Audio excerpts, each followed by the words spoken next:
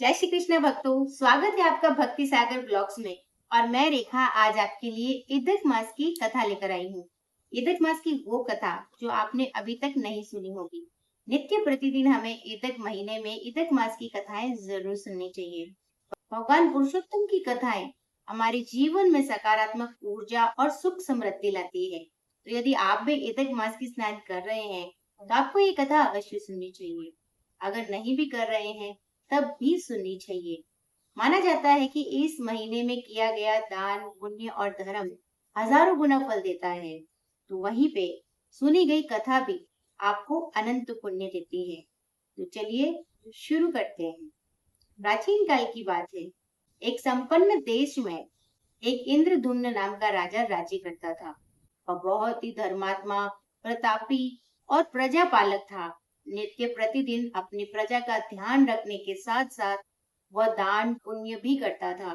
दान पुण्य में वो प्रतिदिन स्वर्ण का दान करता था और ध्यान रखता था कि उसकी प्रजा में कोई भी दुखी न रहे। उसी राज्य में एक टूटी फूटी झोपड़ी के अंदर एक बुढ़िया माई रहती थी।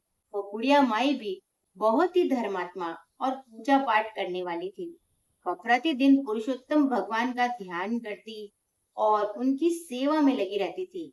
नित्य प्रतिदिन जंगल से टूटी हुई लकड़ियां लाकर उन्हें बेचती और उनसे पैसे जोड़कर पुरुषोत्तम भगवान का भोग तैयार करती थी। इसी प्रकार दिन बीतते गए और अधिक मास आया। जब अधिक मास आया तो बुढ़िया अधिक मास नहाने लगी। नित्य प्रतिदिन भगवान को भोग लगाती, तुलसी के पास दीपक जलाती और केले के वृक्ष की पूजा करती थी। वहीं दूसरी ओर राजा इंद्रधुम्न भी अधिक मास के शुरू होते ही पहले ही दिन जोर शोर से धर्म पुण्य आरंभ कर दिए और प्रतिदिन खूब स्वर्ण दान करते, खूब वस्त्र दान करते, खूब फल दान करते और किसी भी आए हुए याचक को खाली नहीं भेजते थे। ऐसा करते करते उन्हें बहुत गर्व महसूस होता था। एक दिन उन्होंने अहंकार के वश अपने सैनिकों से बोला कि देखो, मैंने तो इतना धर्म पुण्य किया है, स्वर्ग में मेरा स्थान सबसे ऊपर सुनिश्चित हो चुका है।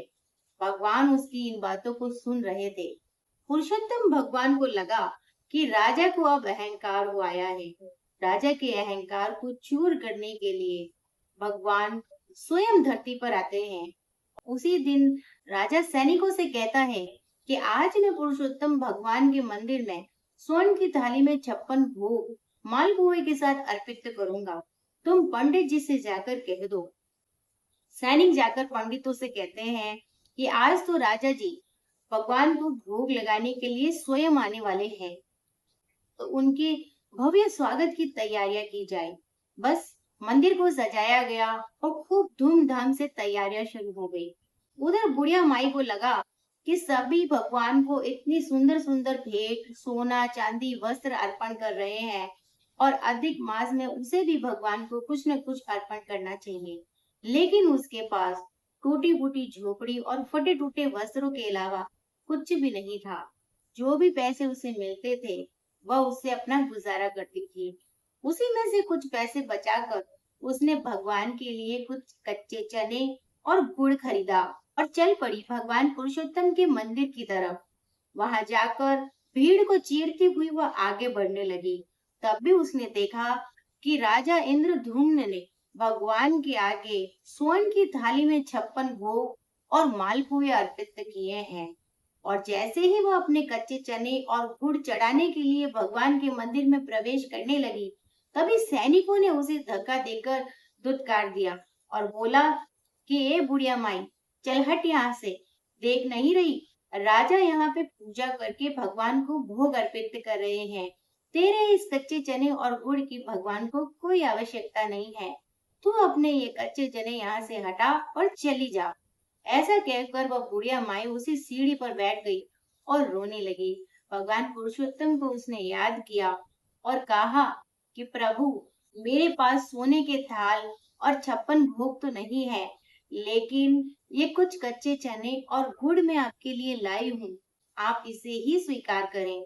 ऐसा बोलकर उसने वह कच्चे चने और गुड़ मंदिर की सीढ़ियों पर ही रख दिए।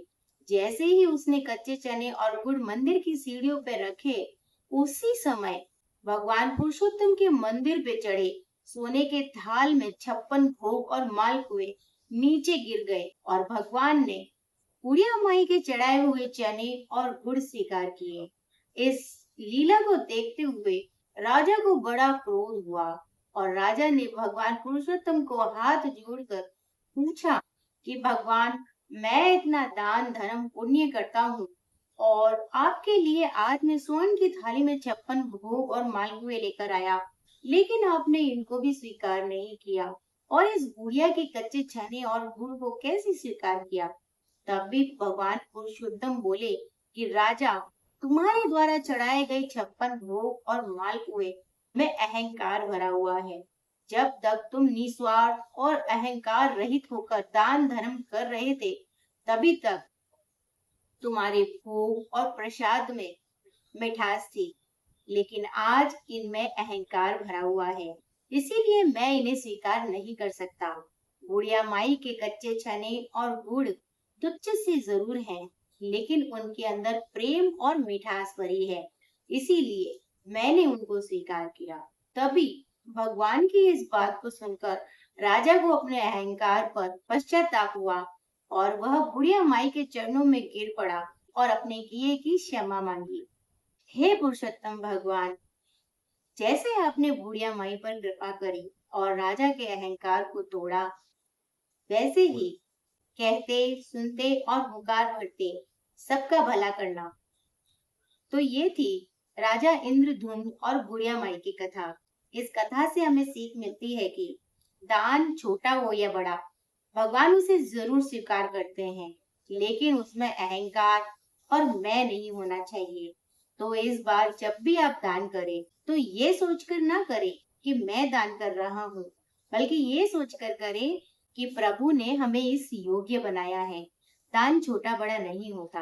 अगर आप बड़े बड़े दान ना भी कर पाए, तो भी यदि एक लोटा जल भी किसी प्यासे को पिलाते हैं, तो वो भी अश्वमेध यज्ञ के समान माना जाता है। भगवान को पीली चीजें बहुत पसंद है, तो अधिक मास में पीले फल, पीले वस्त्र, चने की दाल, गुड़ इत्यादि का आप दान कर सकते हैं।